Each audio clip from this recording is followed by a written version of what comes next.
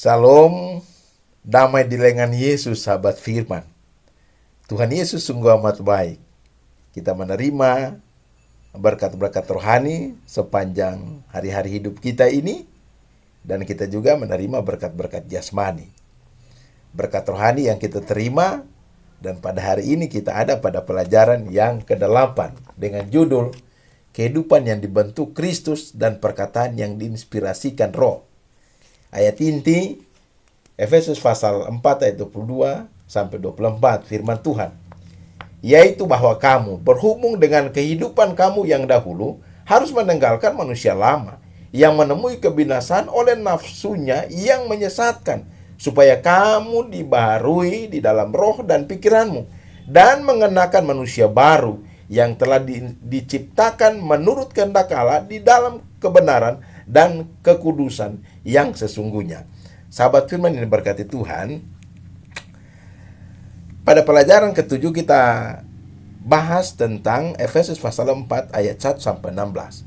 Dan pada pelajaran yang ke-8 ini saya akan fokus kepada Efesus pasal 4 ayat 17 sampai ayat 32. Nah, sahabat firman, saya senang untuk membahas akan kitab ini, dan saudara-saudara akan lebih banyak menambahkan ketika saudara baca di dalam pelajaran. Mari kita lihat, jika kita membaca secara pelan dengan memohon doa yang sungguh-sungguh di dalam ayat yang ke-17 sampai 32 ini, kita akan dapati ada 3 poin. Ya, 3 poin di dalam ayat-ayat firman Tuhan ini. Poin yang pertama merupakan nasihat supaya kita hidup murni dan kudus. Yang kedua merupakan peringatan-peringatan kepada kita terhadap dosa. Dan yang ketiga, sahabat firman, supaya jangan kita mendukakan Roh Kudus. Itu adalah 3 poin rohani yang kita dapat di dalam pasal 4 ayat 17 sampai ayat 32. Nah, mari kita belajar bersama-sama. Saya fokus di dalam ayat-ayat ini, dan saya dapati ada beberapa poin penting yang kita boleh belajar bersama-sama dari ayat-ayat firman Tuhan ini. Poin pertama menyatakan bahwa orang yang percaya pada Yesus harus hidup sesuai dengan panggilannya sebagai umat Allah. Nah, sahabat Tuhan yang diberkati Tuhan, di dalam ayat-ayat firman Tuhan ini, Paulus menasihatkan kita untuk tidak lagi hidup seperti orang yang tidak mengenal Allah di ayat yang ke-17. Pertanyaan, bagaimanakah orang hidup yang tidak mengenal Allah? Jawabnya seperti ini. Yang pertama, hati mereka yang keras mengakibatkan pikiran sia-sia. Lalu yang berikut, pengertian mereka gelap dalam kebodohan serta jauh dari Allah, mengakibatkan mereka hidup di bawah murka Allah, sehingga sahabat firman, hidup mereka serba kacau yang nampak dari pikiran yang tumpul. Mengapa tumpul? Karena dikuasai hawa nafsu dan serakah berbuat cemar, di ayat yang ke-19. Pertanyaannya berikut, bagaimana dengan keadaan umat Allah? Yang pertama, sebagai umat Allah, orang percaya harus hidup suci. Mengapa saudara-saudara sahabat firman hidup suci? Yang pertama, karena orang yang percaya Yesus telah belajar mengenai Yesus Kristus, mendengar Kristus, dan menerima pengajaran dalam Kristus, ayat 21. Sentralitas Kristus terlihat jelas di dalam kehidupan mereka. Yang kedua, poin yang kedua, berarti orang percaya menanggalkan manusia lama dan mengenakan manusia baru. Setiap hari dibaharui di dalam roh dan pikiran, ayat 23. Yang ketiga, sahabat Tuhan yang diberkati Tuhan, tidak ada artinya menyatakan diri sebagai ciptaan baru, namun tabiat dan kebiasaan lama masih terus dilakukan. Poin yang keempat, semua tabiat lama harus dibuang karena manusia lama sudah dibuang. Apa yang harus dibuang oleh orang-orang percaya? Yang harus dibuang, yang pertama adalah harus membuang dusta dan berkata benar, ayat 25. Mengapa sahabat firman? karena kebohongan menghancurkan persekutuan umat Allah. Poin yang kedua, orang percaya harus menguasai diri. Ayat 26-27. Mengapa harus menguasai diri? Ini poin-poin rohani yang kita renungkan. Yang pertama, sahabat firman, orang percaya boleh marah, tetapi jangan menjadi angku, dendam dan benci. Orang percaya boleh marah, namun jangan dipelihara dan berkembang tidak terkendali. Yang ketiga, orang percaya boleh marah, tetapi saat marah jangan membiarkan iblis mengubah kemarahan menjadi kekerasan dan kebencian. Nah, poin yang berikut, orang percaya jangan mencuri tetapi bekerja keras dan jujur. Ayat 28. Jangan mengambil hak milik orang lain. Nasihatnya bagi kita, orang percaya mempergunakan mulut untuk membangun sesama. Ayat 29. Bukan untuk menghancurkan orang lain. Di ayat yang ke-30.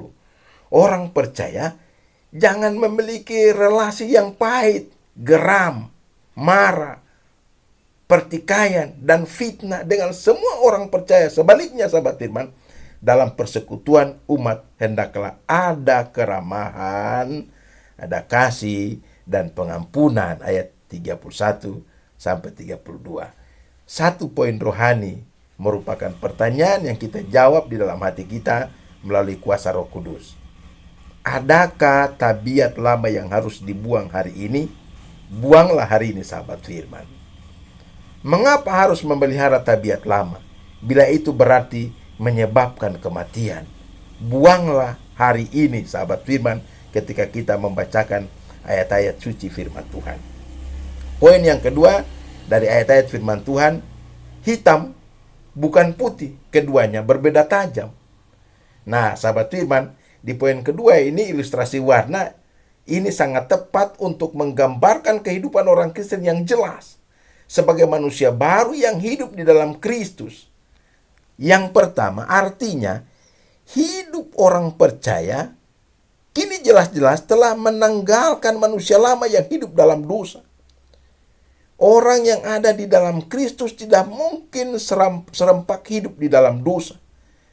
Nah, dalam bagian ini, sahabat firman, Paulus memberikan perbandingan mencolok antara kehidupan orang di dalam Kristus dengan orang yang di luar Kristus. Perbedaannya yang pertama, orang yang berada di luar Kristus adalah orang yang tidak mengenal Tuhan.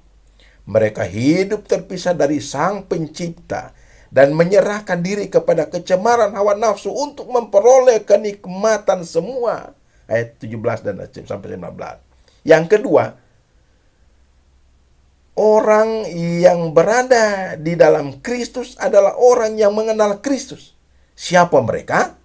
Mereka adalah orang yang hidup, telah ditebus dari dosa dan menjadi anak-anak Allah. Yang berikut, hidup mereka menuju kepada kehidupan kekal bersama Allah. Oleh sebab itu, saudara-saudara, konsep umat-umat percaya, orang-orang yang percaya adalah jangan berkisar di dunia ini. Dunia ini hanya sementara, sahabat firman. Ya, konsep umat Tuhan adalah hidup kekal. Tinggalkan segala sesuatu yang menghalangi saudara dan saya untuk mendapatkan hidup kekal. Apa maksud Paulus membuat dan memaparkan perbandingan ini? Maksudnya yang pertama adalah agar jemaat di Efesus melakukan tanggung jawab hidup sebagai orang kudus di dalam Kristus.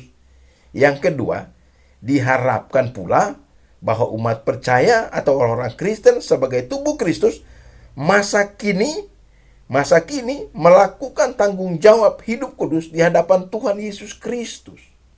Poin rohaninya di bagian kedua ini, hitam atau putih, adalah, sahabat Tuhan yang diberkati Tuhan, Anda yang telah menanggalkan citra manusia lama untuk selama-lamanya, haruslah juga menanggalkan semua perilaku lama yang penuh kecemaran.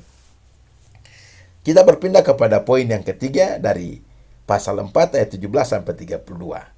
Dengan perikop adalah identitas sebagai manusia baru. Sahabat firman yang berkata Tuhan, jemaat Efesus dinasihati Rasul Paulus agar yang pertama, tidak lagi hidup seperti orang yang tidak mengenal Allah. Mengapa, sahabat firman?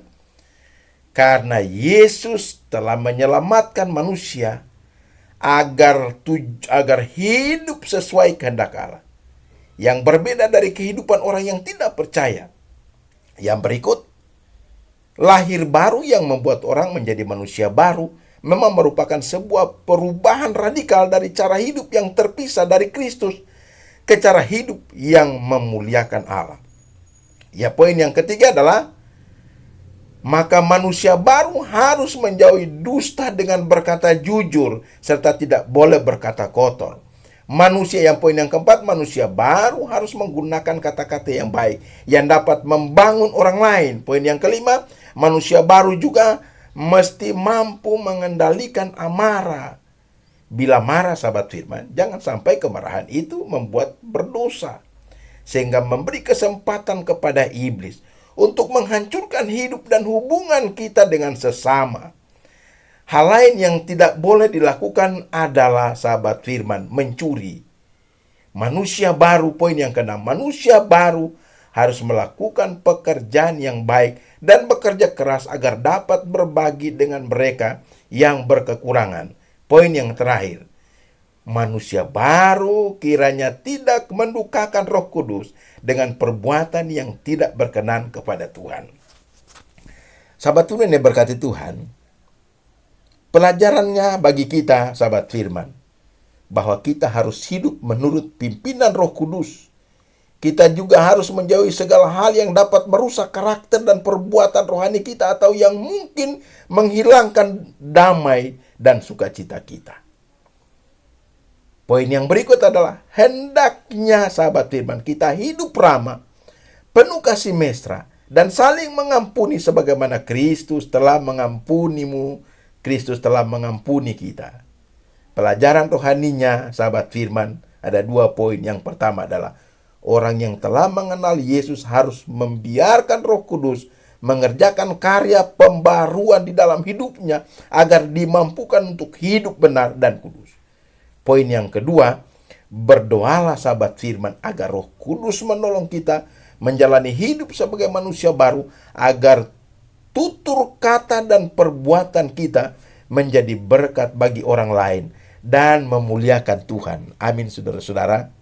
Mari kita datang kepada kesimpulan. Ada 3 poin rohani yang saya dapati, yang saya akan sampaikan pada kesimpulan ini. Yang pertama, sahabat firman yang berkat Tuhan, orang-orang bukan Yahudi sesat seperti domba. Saudara baca itu dalam 1 Petrus pasal 2 ayat 25 dan Yesaya 53 ayat 6. Poin yang kedua, orang-orang percaya memiliki gembala yang agung, yang baik untuk diikuti.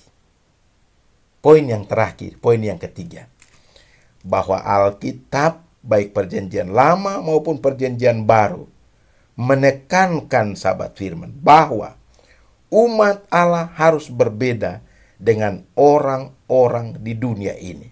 Mengapa?